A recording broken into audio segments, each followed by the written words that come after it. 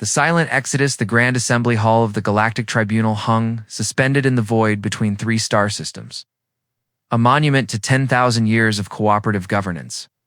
Crystal spires caught the light of distant suns, casting rainbow patterns across walls that had witnessed countless debates, treaties, and decisions that shaped civilizations.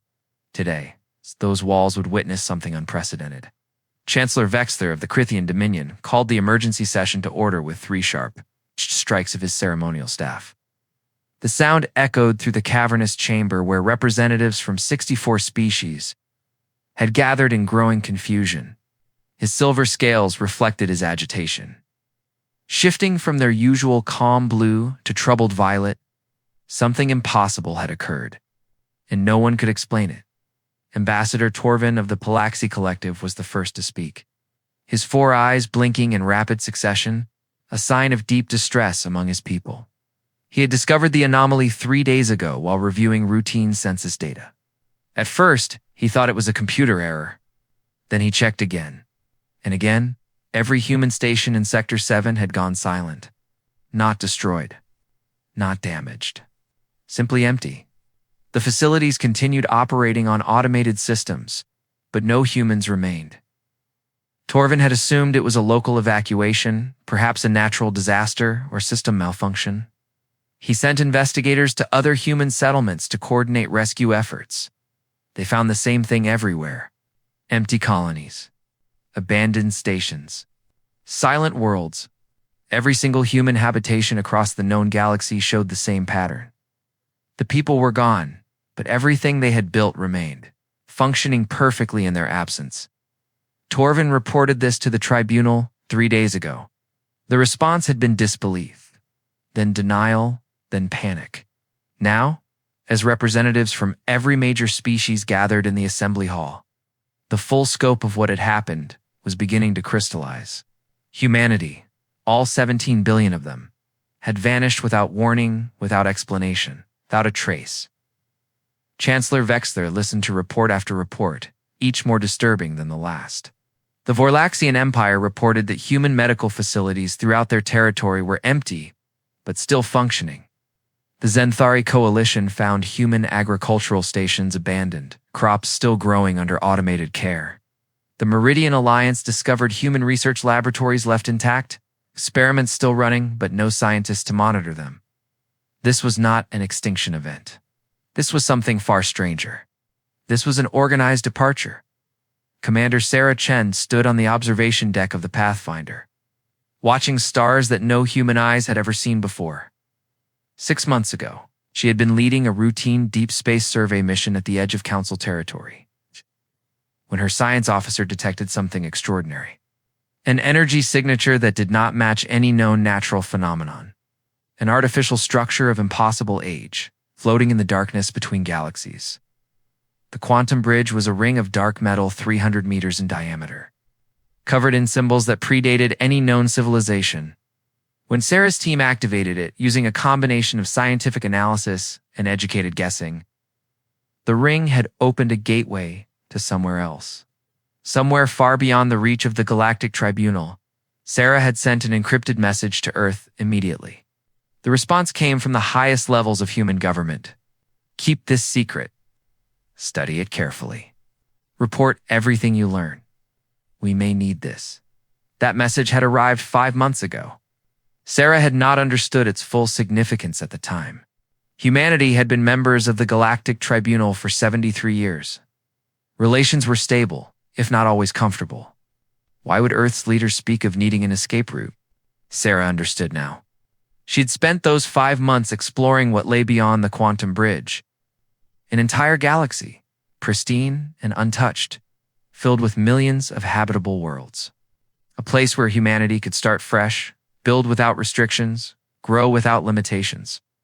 A place where they would not have to ask permission for everything they wanted to accomplish. The Galactic Tribunal had rules for everything. Rules about where species could expand. Rules about what technologies could be developed.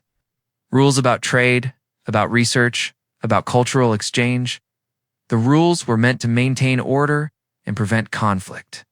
In practice, It stifled innovation and created a rigid hierarchy where older species controlled everything and younger species, like humanity, were treated as perpetual students, never quite trusted with full autonomy. Humans had tried to work within the system. For 73 years, they had followed the rules, submitted proposals, waited for approvals, compromised their ambitions. They had paid enormous taxes to fund the tribunal's bureaucracy. They had accepted limitations on their expansion even as their population grew. They had watched as other species copied human innovations and claimed credit for them. Patience had limits.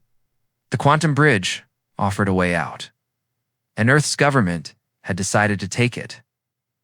Ambassador Marcus Webb had spent 30 years working in the tribunal's diplomatic corps. He had genuinely believed in the ideals of galactic cooperation. He had argued passionately for patience when other humans grew frustrated with the endless bureaucratic obstacles. He had defended the tribunal's decisions even when they seemed arbitrary or unfair. The breaking point had come 8 months ago, during a routine expansion proposal. Humanity requested permission to establish 3 new colonies in an unclaimed sector. The worlds were uninhabited, resource-rich, and perfect for human settlement. The proposal was detailed, carefully researched, and economically sound. The tribunal's colonial committee rejected it without explanation. When Marcus pressed for reasons, he was told that the sector was being reserved for future allocation. Reserved for whom? The committee would not say. How long would it be reserved? Indefinitely. Could humans submit a proposal for a different sector? Perhaps in 5 years, after the current review period concluded, Marcus had returned to Earth and resigned from his position. He told his government exactly what he thought of the tribunal's arbitrary rules and condescending treatment. 2 weeks later, he received a classified briefing about the quantum bridge and the plan that was already in motion. Humanity was leaving. All of them. Every person, every ship, every resource they could carry. They would leave behind the infrastructure they had built, operating and intact, but they would take with them everything that mattered. The knowledge, the culture, the determination that made humanity unique. Marcus had been given a new role. He would help coordinate the exodus, ensuring that no human was left behind unless they chose to stay. Then he would craft the message humanity would leave for the tribunal. A final statement that would make clear exactly why this was happening. The evacuation had taken 4 months of meticulous planning and execution. Every human colony received encrypted instructions. Pack only what is essential and valuable. Prepare to move quickly. Tell no one outside your community. Trust that this plan has been carefully prepared. The operation succeeded because humans had learned to work together efficiently.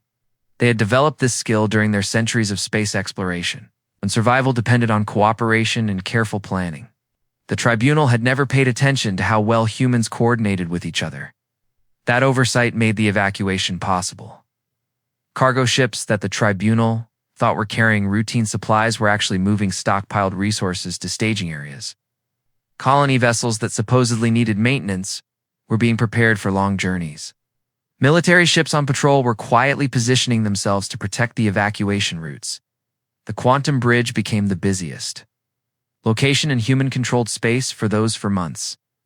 Thousands of ships passed through it, carrying people and supplies to the new galaxy beyond. Sarah's team had established a foothold on the other side, identifying the first world suitable for immediate colonization and setting up navigation beacons to guide incoming ships. The operation required absolute secrecy. If the tribunal learned about the plan before it was complete, they might try to interfere. They might close human borders, impound ships, or take other actions to prevent the departure. Humans could not risk that. They had to move everyone before anyone realized what was happening. Governor Alina Rodriguez managed the evacuation of Nova Terra, humanity's largest agricultural colony. 3 million people lived there, producing food for a dozen nearby systems. The operation had to proceed carefully to avoid alerting the tribunal observers who regularly visited to inspect export quotas. Alina told the observers that Nova Terra was conducting a routine population census that would require some temporary disruption to normal operations. The observers accepted this explanation without question, as they had accepted so many human explanations over the years. They did not notice that while some fields continued operating under automated systems, actual farmers were quietly boarding transport ships. Within 72 hours, Nova Terra was empty. The fields still grew crops. The processing facilities still operated. But every human who had lived and worked there was gone, traveling toward the quantum bridge and the promise of a new beginning. Similar scenes played out across human space. Scientists at research stations packed their data and equipment. Miners at asteroid facilities loaded their tools and/or processors. Families in residential stations gathered their possessions. Everyone moved with purpose and speed, trusting that this massive undertaking had been properly planned. Dr. Nathan Cross ran the Prometheus Research Station, humanity's most advanced scientific facility. The station housed 3,000 researchers working on projects ranging from quantum physics to genetic engineering. Many of their experiments had been delayed or restricted by tribunal oversight committees who feared any technology they did not fully understand or control. Nathan received his evacuation orders with mixed feelings. Part of him felt sad about leaving behind decades of work. Another part felt excited about the freedom to conduct research without bureaucratic interference. He ordered his teams to pack everything they could transport, especially the experimental data that would allow them to continue their work in the new galaxy. The Prometheus station went dark for days before the final deadline. Automated systems maintained basic functions, but every researcher, every technician, every person who had made the station a hub of human innovation was gone.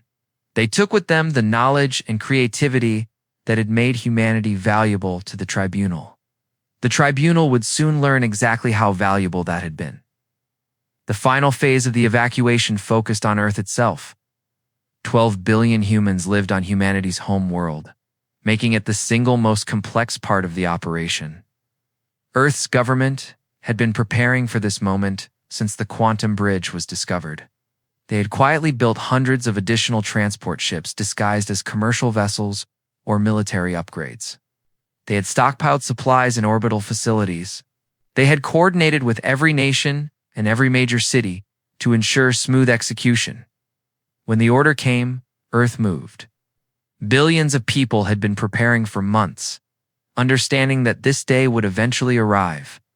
They boarded ships in an orderly fashion, trusting that there would be room for everyone. The massive fleet of transport vessels made continuous runs to the quantum bridge, carrying humanity home to Earth one last time before taking them to their new home beyond the stars.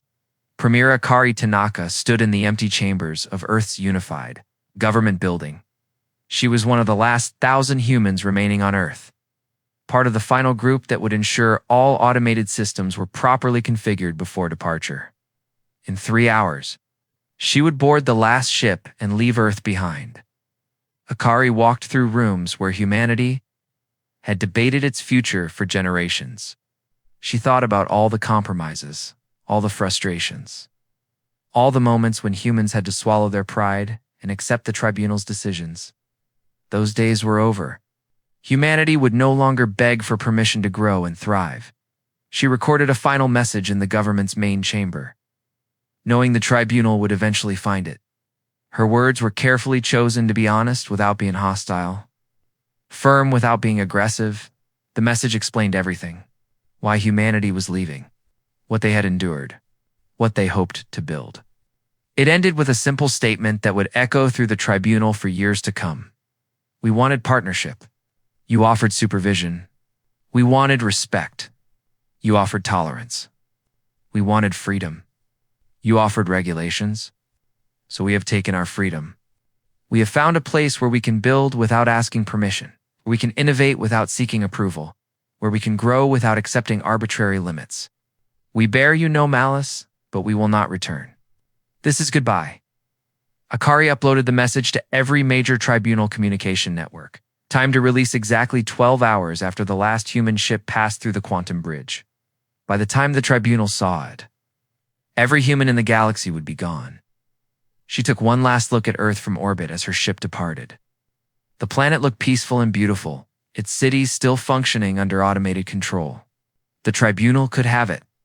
They could have all the infrastructure humanity had built across their territory. Those were just things, just buildings and machines. Humanity took with them what really mattered. The creativity, the knowledge, the determination to build something better. The quantum bridge glowed with brilliant energy as the final convoy of human ships approached. Sarah Chen watched from the Pathfinder as the last 1,000 vessels moved through the gateway. She had been the first to pass through 6 months ago. Now she would be the last, ensuring that everyone made it safely before the bridge was shut down from the other side. Marcus Webb stood beside her, watching the final ships disappear into the shimmering portal. He thought about his years working for the tribunal, believing that patience and diplomacy would eventually earn humanity the respect they deserved. He had been wrong. Respect was not earned through patience when dealing with those who would never truly grant it. Respect was claimed by those bold enough to walk away from disrespect. The last ship passed through. Sarah gave the order. The Pathfinder moved forward, crossing the threshold between galaxies, between humanity's past and its future. As they emerged on the other side, Sarah ordered the bridge deactivated using the shutdown sequence her team had discovered. The ancient gateway went dark, its location known only to humans. Behind them, Galactic Tribunal would soon discover what they had lost. Ahead of them, an entire galaxy waited to be explored and settled. Humanity had departed, and nothing would ever be the same. The reckoning Chancellor Vexler stared at the holographic display showing empty human territories across the galaxy. 3 weeks had passed since the discovery of humanity's disappearance, and the full scope of the catastrophe was becoming horrifyingly clear. The Grand Assembly Hall buzzed with panicked conversation as representatives from every species tried to understand what this meant for their own civilizations. The initial reaction had been dismissive. Some species had actually celebrated when the humans left, viewing them as troublesome upstarts who asked too many questions and challenged too many established procedures. Ambassador Kelvin of the Saurian Confederacy had openly laughed, saying the galaxy would be more peaceful without human interference. That laughter had died quickly when the infrastructure began failing. Dr. Zella of the Varinthian Medical Institute delivered the first shocking report. She stood before the assembly, her tentacles trembling with distress as she explained the situation. The Varinthian people numbered over 40 billion across 30 worlds. Their entire medical system had been revolutionized 15 years ago. When humans introduced advanced diagnostic technology and treatment protocols, Varinthian doctors learned to use the equipment. But they had never fully understood the underlying principles. They relied on human technical specialists to maintain the systems, upgrade the software, and train new medical staff. Now those specialists were gone. Within 2 weeks, critical medical equipment across Varinthian space had begun malfunctioning. Hospitals reported increasing failures. People were dying because doctors no longer had the tools they needed to treat complex conditions. Could Varinthian scientists reverse engineer the human technology? Zila had been asked this question 100 times in the past week. Her answer was always the same. Perhaps eventually, but it would take years, maybe decades. The human approach to medical technology was fundamentally different from how other species thought about medicine. They integrated biological systems with computational analysis in ways that seemed intuitive to humans but remained opaque to everyone else. The medical crisis was only the beginning. Within days, reports flooded in from across the galaxy, detailing the consequences of humanity's absence. The Draxian Empire depended on human-designed fusion reactors to power their industrial facilities. 300 major factories had already shut down due to reactor failures that Draxian engineers could not repair. Millions of workers faced unemployment. The Empire's economy was collapsing. The Thelonian Collective had built their entire agricultural system using human hydroponics and genetic optimization techniques. The systems were automated, but they required regular adjustments that only human agricultural specialists understood. Crop yields were already declining. Within months, food shortages would begin. The Chirelian Federation relied on human starship engineers to maintain their commercial fleet. Ships were breaking down faster than they could be repaired. Trade routes that had operated smoothly for decades were now disrupted.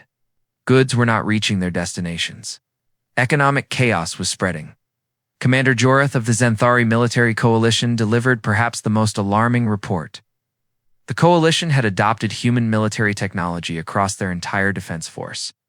Advanced targeting systems, shield generators, tactical analysis software, all of it based on human designs or innovations. The coalition's military effectiveness had increased dramatically over the past 20 years, thanks to human contributions. Now that technology was failing, the Zenthari could operate the basic functions, but they could not maintain or upgrade the systems. Within 6 months, Joreth estimated, the coalition's military would be reduced to using outdated technology from before the human partnership. Their ability to defend their territory would be severely compromised. Worse, the Zenthari were not the only ones in this position. Every major military force in the galaxy had integrated human technology. Everyone would be weakened simultaneously. The balance of power that had maintained peace for decades was about to collapse. Chancellor Vexter realized the full scale of the disaster. Humanity had not just left. They had removed themselves from every critical system that kept galactic civilization functioning. Medical care, energy production, food supply, transportation, military defense, communications infrastructure. All of it had been touched by human innovation. All of it was now vulnerable. The Galactic Tribunal had taken human contributions for granted. They thought humans were junior partners who would always be there, grateful for the opportunity to participate in galactic affairs. They never considered that humans might leave, or what it would mean if they did. Economic Coordinator Thesia presented the financial analysis. Her species, the Palaxians, were master accountants and economists. They tracked every credit that moved through the galactic economy. Thesia's report was devastating in its clarity. Human economic activity represented 38% of the galaxy's total productivity. Human trade routes connected regions that had never traded directly before. Human investments stabilized markets across dozens of sectors. Human innovations drove growth in industries from manufacturing to entertainment. All of that was gone. The immediate loss was catastrophic, but the long-term consequences would be even worse. The galactic economy had been growing steadily for decades, lifted by human creativity and entrepreneurship. Without that engine of growth, the economy would contract. Unemployment would rise. Standards of living would fall. Social instability would increase. How long would it take to recover? The Shah estimated a minimum of 20 years, assuming the tribunal implemented perfect policies immediately. If they made mistakes or delayed action, recovery could take 50 years or longer.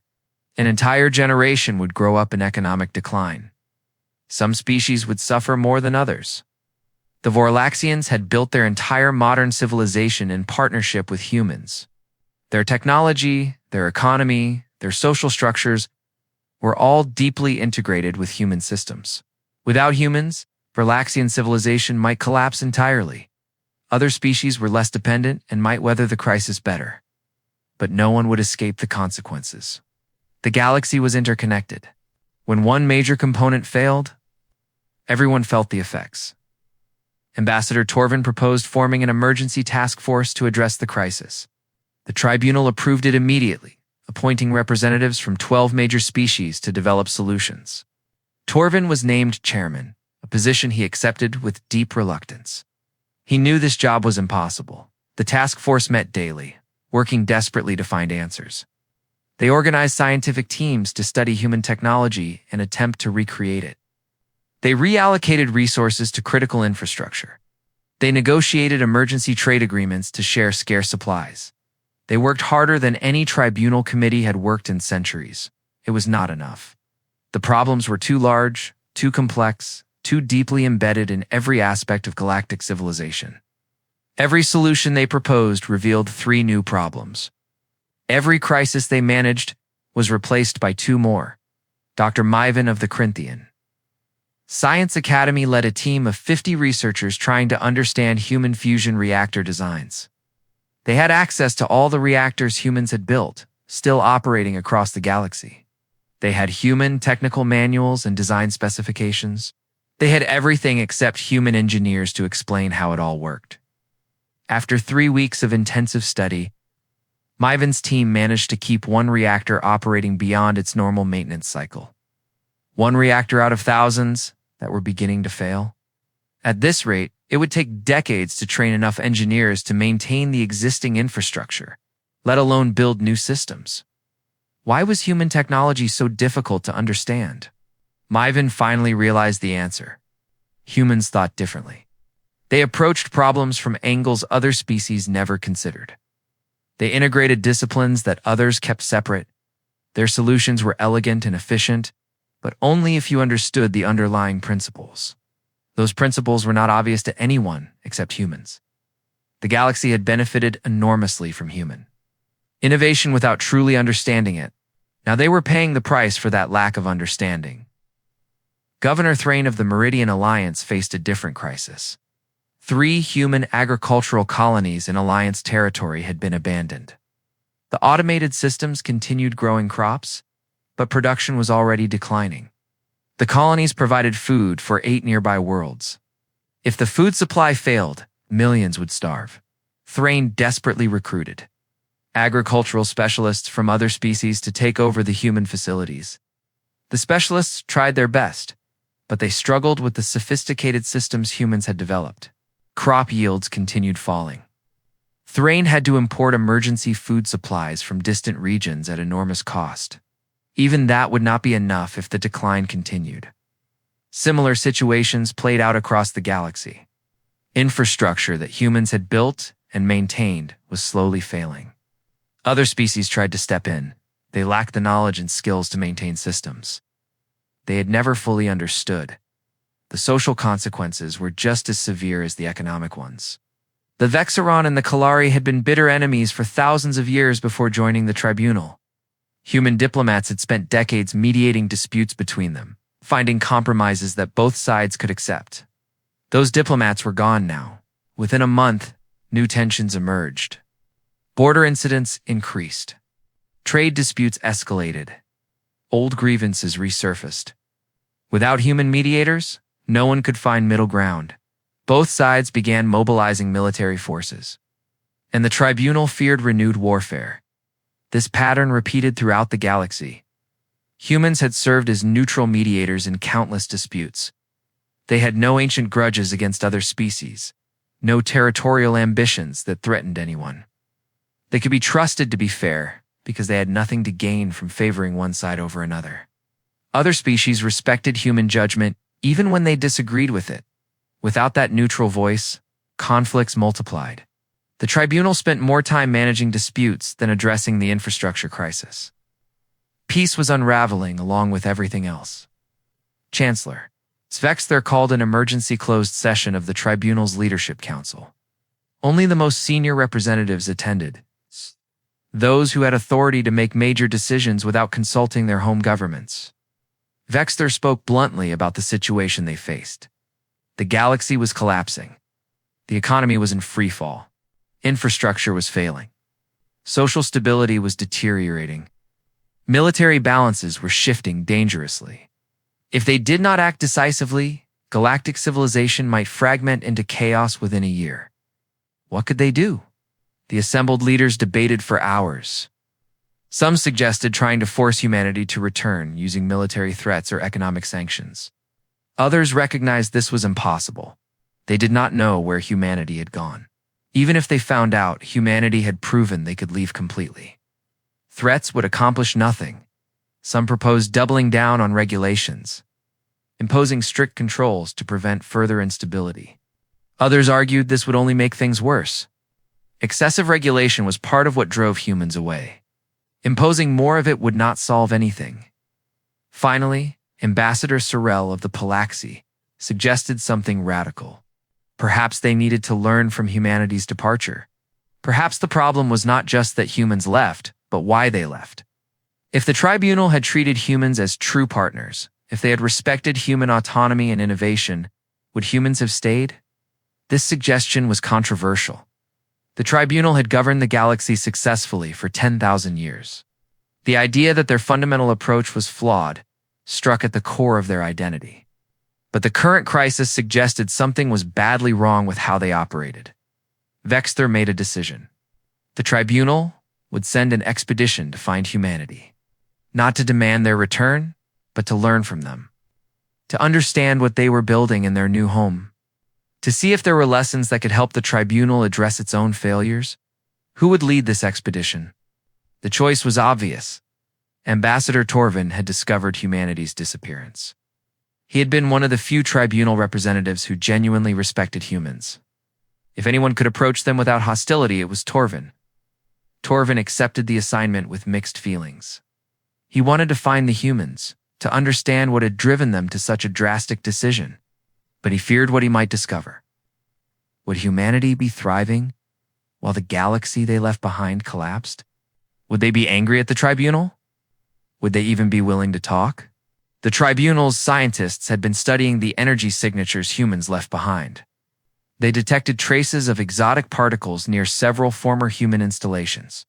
The pattern suggested some kind of advanced transportation technology, possibly a wormhole or dimensional gateway. Following those traces might lead to wherever humanity had gone. The expedition would require a specially equipped ship capable of passing through unknown space. It would need supplies for an extended journey. It would need scientists who could analyze whatever they found. Most importantly, it would need diplomats, prepared to face uncomfortable truths about what the tribunal had become. Torvin began assembling his team. He chose carefully, selecting individuals who were open-minded and willing to admit mistakes. He avoided anyone who had openly celebrated humanity's departure or who clung to the old belief that the tribunal's way was the only right way. While preparations continued, the galaxy continued its descent into chaos. Another week passed, and the situation worsened. Power failures increased. Food shortages spread. Civil unrest broke out on several worlds where unemployment reached critical levels. The tribunal imposed emergency measures. They rationed resources. They deployed peacekeeping forces to maintain order. They negotiated frantically to prevent the outbreak of wars. Every action was reactive, trying to contain crises rather than solve underlying problems. Chancellor Vexter looked at reports coming in from across the galaxy and understood with terrible clarity what had happened. The tribunal had built a civilization that depended on human innovation while simultaneously restricting and controlling humans. They had taken human contributions for granted, never recognizing how fundamental those contributions were. To their way of life, humans had tried to work within the system for decades. They had been patient, diplomatic, and cooperative. They had given the tribunal every chance to treat them as equal partners. When that partnership never materialized, when it became clear the tribunal would always see humans as subordinates, humans made the only logical choice. They left. Now the galaxy was learning the true cost of that loss. Not just the economic value or technological innovations, but something deeper. Humans had brought energy and creativity to everything they touched. They questioned assumptions, proposed alternatives, and pushed boundaries. That spirit of innovation had lifted everyone, even species that resented human boldness. Without it, the galaxy felt smaller, darker, less hopeful. The tribunal could maintain what existed, but they had lost the ability to imagine what might be possible. That was the real catastrophe, more profound than any infrastructure failure. Ambassador Torvin's expedition ship was ready. The vessel was named the Harbinger, an ironic choice given its mission. Torvin stood on the bridge, looking at his assembled crew. 20 scientists, 5 diplomats, 24 support staff. This small group would search for humanity and try to rebuild a relationship the tribunal had destroyed through arrogance and neglect. The energy traces led to a remote region of space beyond the galaxy's edge. The Harbinger followed them carefully, sensors probing the darkness for any sign of the gateway technology humans had used. Days passed with no results. Then weeks. The crew began to doubt they would find anything.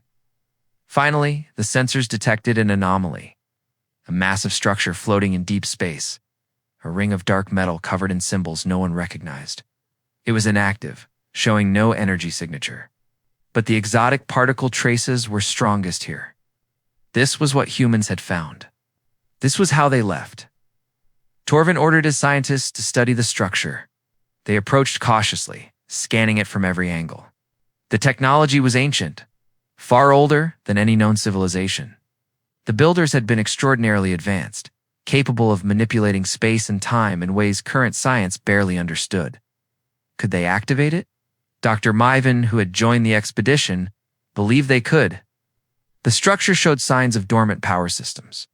With careful study and some luck, they might be able to make it work again. The attempt took 2 weeks. Myvan's team worked constantly, analyzing the symbols, testing different energy inputs, trying to understand the operating principles. They made mistakes, encountering unexpected reactions that nearly damaged the structure.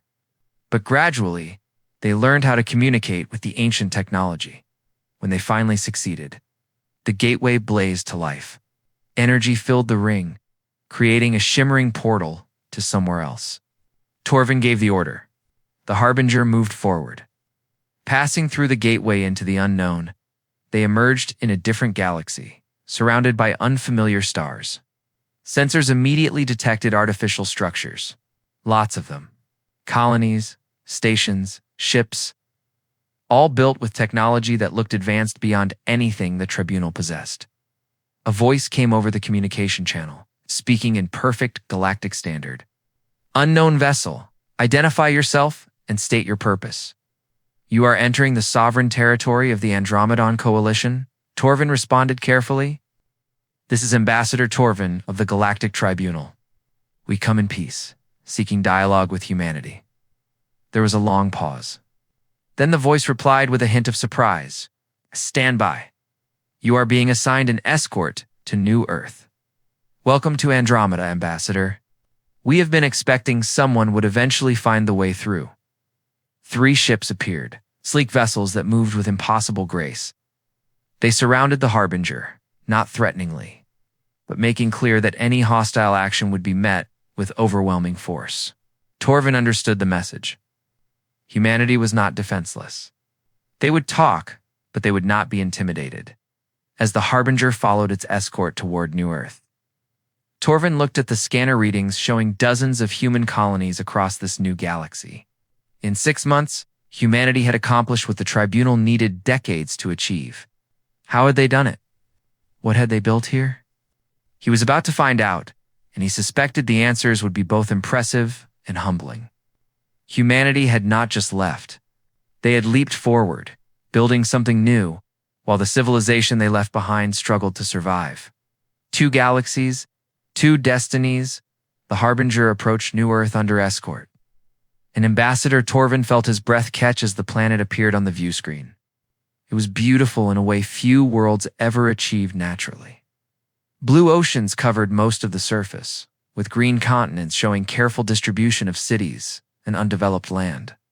The orbital space was busy with traffic, stations and ships moving in coordinated patterns that suggested a thriving, organized civilization.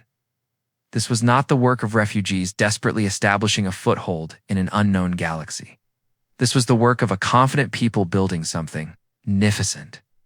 The escort ships guided the Harbinger to an orbital station that dwarfed anything humanity had built in tribunal space. The structure was elegant, all sweeping curves and integrated systems. Through the viewports, Torvin could see multiple species working together. Humans, yes, but also beings he did not recognize. Native species of this galaxy, presumably, already integrated into whatever humanity was building here. A docking officer contacted them with precise instructions. The Harbinger settled into its berth without incident. As Torvin prepared to disembark, he felt nervous in a way he had not experienced in years. This was not a typical diplomatic mission. This was facing people his civilization had wronged, who had every right to be hostile. The docking bay doors opened, and Torvin led his delegation into the station. They were met by 3 humans, 2 women and 1 man, all wearing simple uniforms that bore no insignia of rank. The woman in the center stepped forward with an easy confidence. "Ambassador Torvin, I am Sarah Chen, Director of Exploratory Services for the Andromedan Coalition. Welcome to Gateway Station. This is Marcus Webb, our diplomatic coordinator, and Alina Rodriguez, who manages our integration programs. We are pleased you found us, though we expected it would take longer. Torvin performed a formal bow, the gesture of respect his species used for equals. Thank you for receiving us, Director Chen. I confess we are uncertain what to expect. Humanity's departure was unexpected and has created significant challenges for the tribunal. Sarah's expression remained neutral, but Torvin detected something in her eyes. Not anger, not satisfaction, something closer to sadness mixed with determination. I am sure it has. Come, we have much to show you and much to discuss. But first, let us get you settled. Your crew must be exhausted from the journey. The efficiency with which they were accommodated impressed Torvin. Quarters were prepared, supplies provided, and his crew's needs anticipated before they could be expressed. This level of organization spoke to a society that functioned smoothly without bureaucratic delays or inefficiencies. Later that day, Sarah Chen took Torvin on a tour of Gateway Station. As they walked through the corridors, Torvin observed everything carefully. The technology was advanced, noticeably more so than what humans had used in tribunal space. The people seemed happy and purposeful. Different species interacted naturally, without the stiffness that characterized multi-species cooperation in the tribunal. How many species are part of your coalition? Torvin asked. Currently 5, including humanity, Sarah replied. The Quillen are aquatic people native to this galaxy. The Tauran are crystalline beings with remarkable understanding of quantum mechanics. The Mirathi are nomadic travelers who know navigation routes throughout this region. And recently, the Velern have joined us. They are reptilian people who value knowledge above all else. All native to Andromeda? Torvin asked. Yes. We approached them carefully, offering partnership rather than dominance. They chose to work with us because they saw that we meant what we said about equality and cooperation. They entered an observation lounge with a stunning view of New Earth below. Sarah gestured to chairs and they sat. Several other humans joined them, including Marcus Webb and Alina Rodriguez. Governor Rodriguez brought data tablets that she distributed to Torvin's delegation. We have prepared detailed information about what we have built here, Alina said. Economic data, population distribution, technological development, diplomatic agreements. Everything you need to understand the Andromedan Coalition. We believe in transparency among partners. Torvin activated his tablet and began reviewing the data. What he saw astonished him. In 6 months, humanity had established 83 colonies across 47 star systems. The population was growing rapidly as new settlements became self-sustaining. The economy was expanding at rates that seemed impossible. How? Torvin finally asked. How have you accomplished so much so quickly? Marcus Webb answered, his voice calm but firm. Freedom. We do not need permission to build a colony. We do not wait months for committee approvals. We do not pay 40% taxes to a distant bureaucracy. When we see an opportunity, we take it. When we have an idea, we try it. When something does not work, we adjust. Progress happens when people are free to make progress. The words were not spoken with hostility, but they struck Torvin like blows. Every point Marcus made was an implicit criticism of how the tribunal operated. The tribunal required permissions. The tribunal imposed delays. The tribunal extracted enormous taxes. The tribunal stifled the kind of innovation that humans had unleashed here. Your technology, Torvin said, gesturing at the station around them. It is significantly more advanced than what you had before. Sarah nodded. Working with the Tauran opened new possibilities in quantum engineering. The Quillen taught us biological integration techniques we never imagined. The Mirathi shared their knowledge of exotic matter. And freed from tribunal restrictions, our own researchers have made breakthroughs that would have taken decades under the old system. Could you share these advances with the tribunal? Torvin asked carefully. Why would we? Marcus asked, not unkindly, but bluntly. The tribunal took our innovations for decades and gave us restrictions in return. They copied our technology and claimed credit for it. They benefited from our contributions, while treating us as subordinates. Why would we reward that behavior?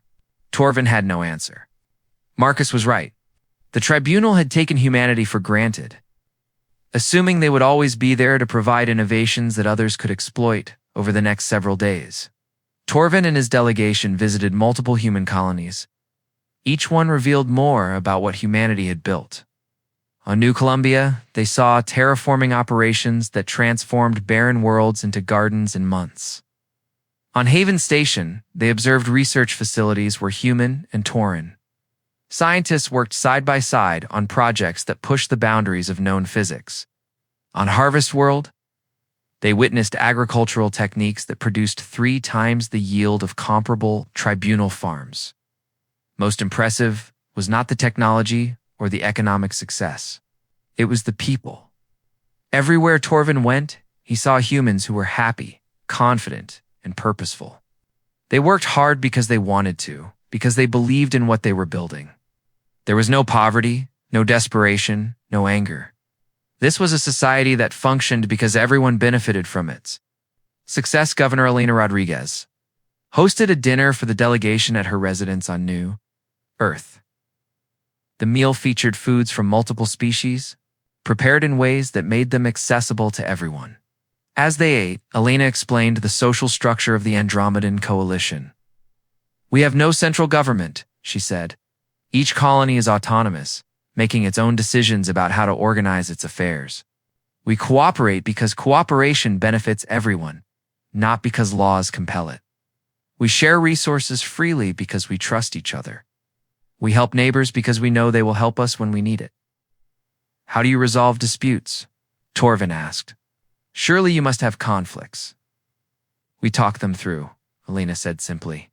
"If 2 colonies disagree, they discuss until they find a solution both can accept. If they cannot agree, other colonies mediate. No one forces anyone to do anything. It works because everyone understands that maintaining good relationships is more valuable than winning any particular argument." Torvin thought about the tribunal's elaborate legal system, its courts and enforcement mechanisms, its endless regulations designed to prevent conflicts. All of that complexity, and they still had more disputes than this apparently simple system generated.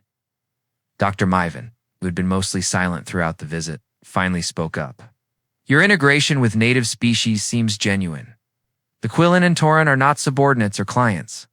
They are actual partners, of course," Sarah Chen said. "Why would we repeat the tribunal's mistakes? We did not come here to build an empire. We came to build a community. The Quillen teach us, and we teach them. The Tauran share their knowledge, and we share ours. Everyone contributes according to their abilities. Everyone benefits according to their needs. That is what partnership means." The contrast with the tribunal could not be more stark. In tribunal space, older species dominated younger ones. Knowledge flowed downward, from the established to the newcomers. Power was hoarded by those who had it. Partnership was a word used in speeches, but rarely practiced in reality. On the final day of the visit, Ambassador Torvin met privately with the 3 human leaders, Sarah Chen, Marcus Webb, and Elena Rodriguez, sat across from him in a quiet conference room, overlooking New Earth's capital city. The moment felt heavy with significance. "I must ask the question I came here to ask," Torvin said. "Will humanity return to help the tribunal? Our civilization is collapsing without you. People are suffering. Infrastructure is failing. We need your assistance."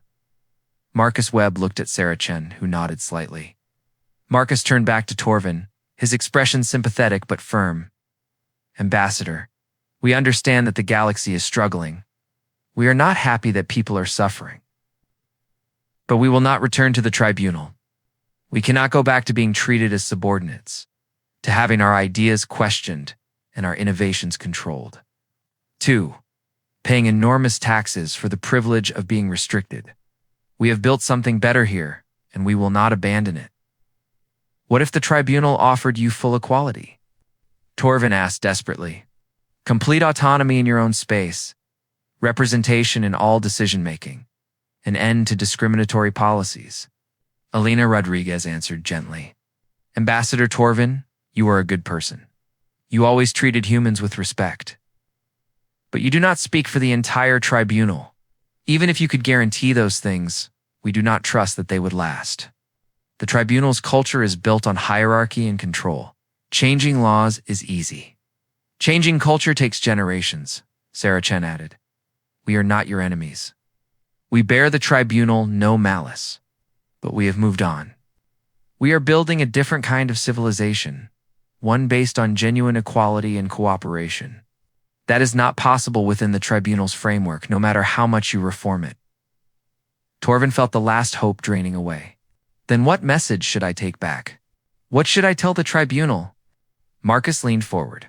Tell them the truth. Tell them that humanity is thriving because we are free. Tell them that we built more in 6 months than we accomplished in 70 years under their authority.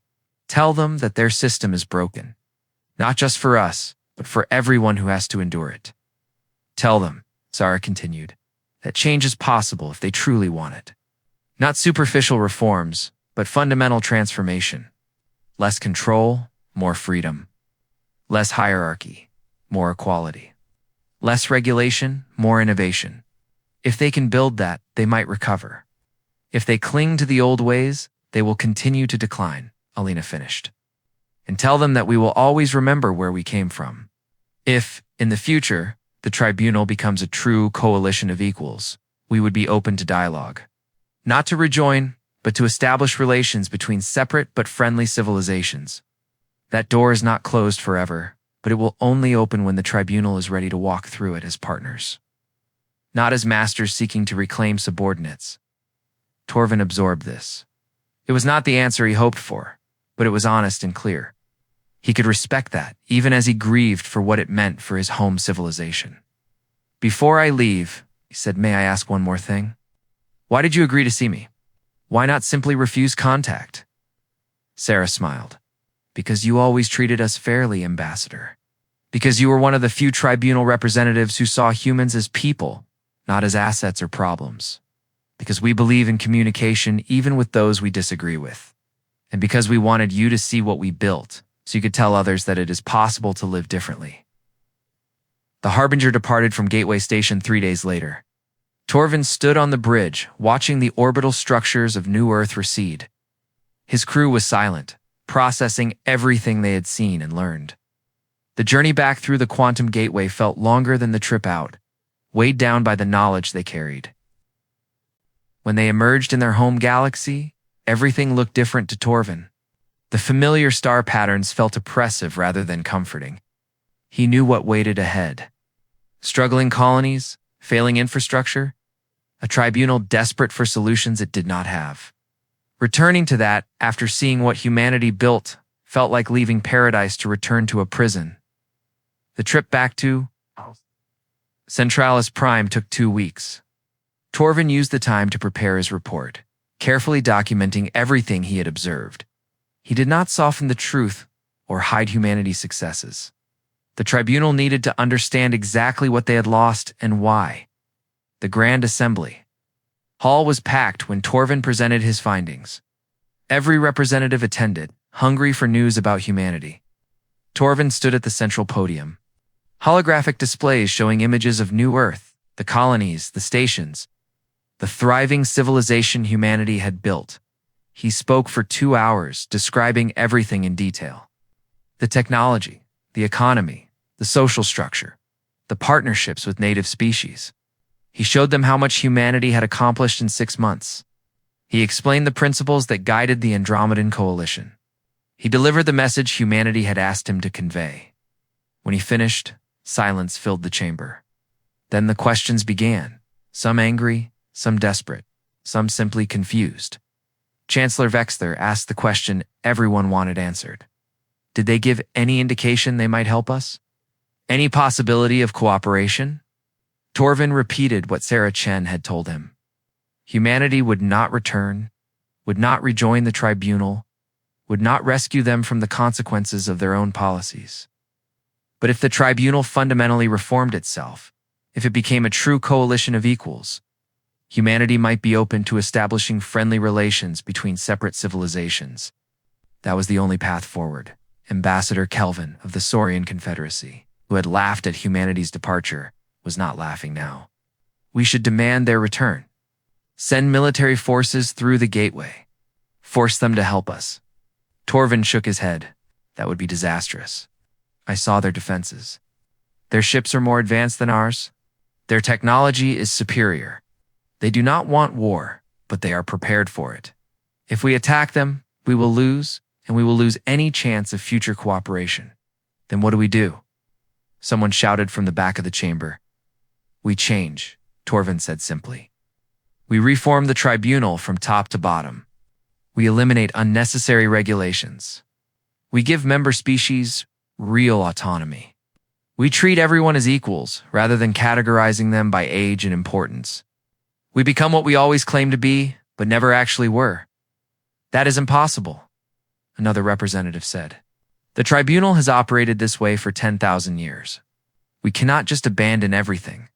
Then we will continue to decline, Torvin said bluntly. I saw a civilization that works. I saw people who are happy and productive because they are free. I saw innovation happening at a pace we cannot match, because nothing prevents it from happening. That is what we gave up when we treated humanity as subordinates rather than partners. If we want to survive, we must learn from that mistake. The debate continued for days. Some representatives embraced the idea of reform. Others resisted, clinging to traditional ways, even as their civilization crumbled around them. Chancellor Vexler tried to guide the tribunal toward change. But the bureaucracy was massive and resistant to transformation. Months passed.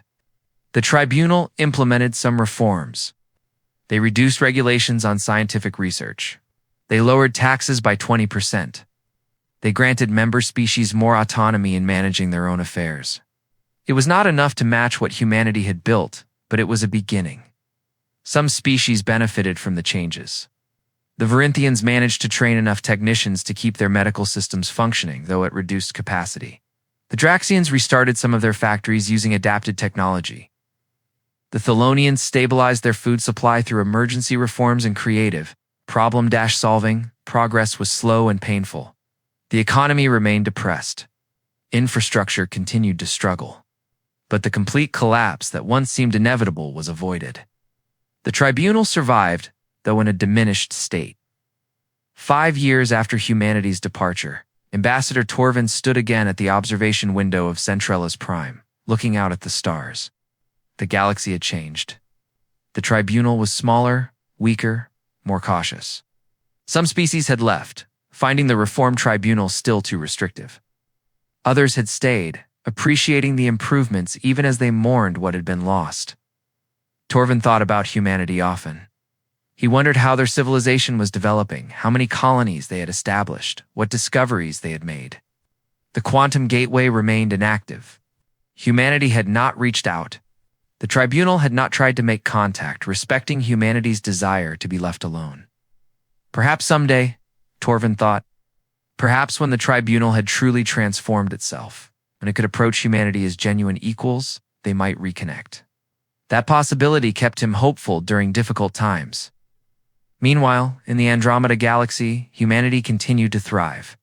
The Andromedan Coalition had grown to include 2 more species, bringing the total to 7 different peoples working together in genuine partnership. The number of human colonies had reached 200, spreading across half the galaxy. Commander Sarah Chen, now promoted to Exploration Director for the entire coalition, stood on the bridge of a new ship, the Pathfinder 2. Designed with combined human and Tyrone technology. They were heading toward the far edge of Andromeda, where sensors had detected signs of ancient ruins from the civilization that built the quantum gateways. Sarah thought about the tribunal sometimes, wondered how they were managing without humanity. She felt sympathy for the people who suffered from the infrastructure collapse, though she felt no regret about leaving. Humanity had made the right choice. Freedom was worth protecting, even at the cost of leaving others behind. Marcus Webb had become the coalition's primary diplomat, managing relationships between the different species. He no longer worked from an office, but traveled constantly between worlds, facilitating cooperation and resolving the occasional dispute. The work was fulfilling in ways his time with the tribunal had never been. Governor Elena Rodriguez had established a new colony called Liberty, dedicated to preserving the story of humanity's journey from the Milky Way to Andromeda. She wanted future generations to understand what their ancestors had risked and achieved. The colony's central plaza featured a monument with the words Sarah. Chen had spoken when humanity first arrived, "We came here to be free. Let us build something worthy of that freedom." The Andromedan Coalition had established principles that guided their development. Sustainability over speed. Cooperation over competition. Innovation over tradition. Equality over hierarchy. These were not just words, but practical guidelines that shaped every decision. The native species appreciated how humans approached partnership. The Quillen had opened their underwater cities to human visitors, sharing cultural traditions and biological knowledge. The Tauren collaborated with human scientists on projects that pushed theoretical physics into new territories. The Mirathi had finally settled some of their people on permanent worlds, ending millennia of wandering because they found a civilization they wanted to be part of. Premier Akari Tanaka, who had recorded humanity's final message to the tribunal, now led Earth's restoration project. The homeworld had been maintained by automated systems for 5 years, its cities empty but functional. Now humans were returning, not to stay permanently, but to ensure Earth remained beautiful and preserved as humanity's ancestral home. Akari walked through Tokyo's restored gardens, thinking about how far humanity had come. They had left this world as refugees from an oppressive system. They had built a new civilization based on freedom and equality. And now they were strong enough, confident enough, to return and care for their origins without fear of being trapped by them. Jake Morrison, whose initial discovery of the quantum gateway had started everything, led deep space exploration missions seeking new wonders in Andromeda. His teams had found evidence of 3 previous civilizations in this galaxy. It's all gone now, but leaving behind knowledge and technology. Jake believed understanding these lost peoples would help humanity avoid their mistakes. Dr. Lisa Chen, who had helped organize the original evacuation, now directed the Coalition's historical archives. She collected stories from everyone involved in the Great Departure, as it was now called. She wanted future generations to understand not just what happened, but why it happened. The lessons were too important to forget. The Andromedan Coalition faced challenges, certainly. Expansion created logistical difficulties. Different species occasionally misunderstood each other. Resources had to be carefully managed to ensure sustainability. But these were problems of success, not failure. There were challenges that people willingly worked together to overcome back in the Milky Way. The tribunal struggled with problems of decline. The reforms had helped, but recovery was slow. Some younger species looked toward Andromeda with longing, wondering if they too should seek freedom beyond the quantum gateway. The tribunal worked hard to convince them to stay, offering concessions they would never have considered before humanity left. Chancellor Vexler, now elderly even by his species' long standards, prepared to retire. He had led the tribunal through its greatest crisis, managing to prevent complete collapse. But he knew his real achievement was not maintaining the old system, but beginning its transformation into something new. In his final address to the Grand Assembly, Vexler spoke honestly about what the tribunal had lost and why. "We believed we were building a civilization of cooperation," he said. "But we confused cooperation with control. We thought order required hierarchy. We assumed that because we were older, we were wiser. Humanity proved us wrong. They showed that freedom and equality could build something greater than what we achieved through regulation and authority. That lesson cost us dearly, but it was a lesson we needed to learn."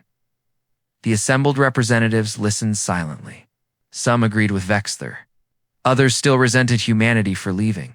But no one could deny the fundamental truth. The galaxy had changed, and the old ways would never fully return. The tribunal would endure. It would adapt and eventually thrive again in new forms. But it would forever exist in the shadow of what humanity had achieved in Andromeda. A reminder that there were different ways to build a civilization, and that freedom and equality might be more powerful than any amount of central control. 10 years after the Great Departure, a single human ship appeared at the edge of tribunal space. It did not approach any major worlds, but sent a simple message to Centralist Prime. The message was from Sarah Chen. To the Galactic Tribunal. We come in peace to establish formal diplomatic relations between our two civilizations. Not as members and authority, but as neighbors and potential partners. If you are interested in dialogue, send a representative to the coordinates provided. We will wait 1 month for your response. The message caused tremendous excitement in the tribunal. This was the first direct communication from humanity in a decade. Chancellor Vexther's successor, a younger Pelasian named Sorinth, immediately agreed to the meeting. Ambassador Torvin, now retired, was asked to serve one final time as the tribunal's representative. Torvin met the human ship at the designated coordinates. Sarah Chen greeted him warmly, and they talked for hours about what had happened in both galaxies over the past decade. Sarah shared information about the coalition's growth and achievements. Torvin described the tribunal's reforms and struggles. Why now? Torvin finally asked. Why reach out after 10 years? Sarah smiled. Because we have built something stable and strong. We are not refugees anymore. We are an established civilization that can engage with you as equals. And because we believe the time has come to see if the tribunal has changed enough for us to be friendly neighbors, if not partners, they established an agreement. Limited trade, cultural exchanges, scientific cooperation on mutually beneficial projects. Nothing that would compromise the coalition's independence or drag them back into the tribunal's orbit, but enough to begin healing old wounds and building a new relationship based on mutual respect. It was not a reunion. Humanity had not returned. But it was a beginning, a recognition that two different civilizations could coexist and even cooperate without one dominating the other. As Torvin watched the human ship depart back toward Andromeda, he felt something he had not felt in years. Hope. Not hope that things would return to how they were, but hope that something new and better might emerge from the ashes of what had been lost.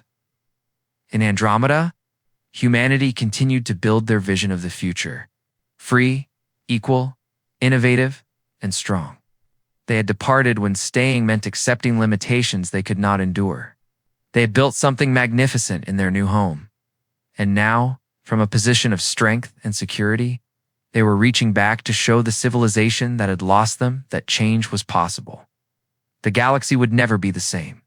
To civilizations, to approaches, to organizing society, to visions of what the future could be. Time would tell which path led to greater success and fulfillment. But for now, both existed, learning from each other even as they remained fundamentally different.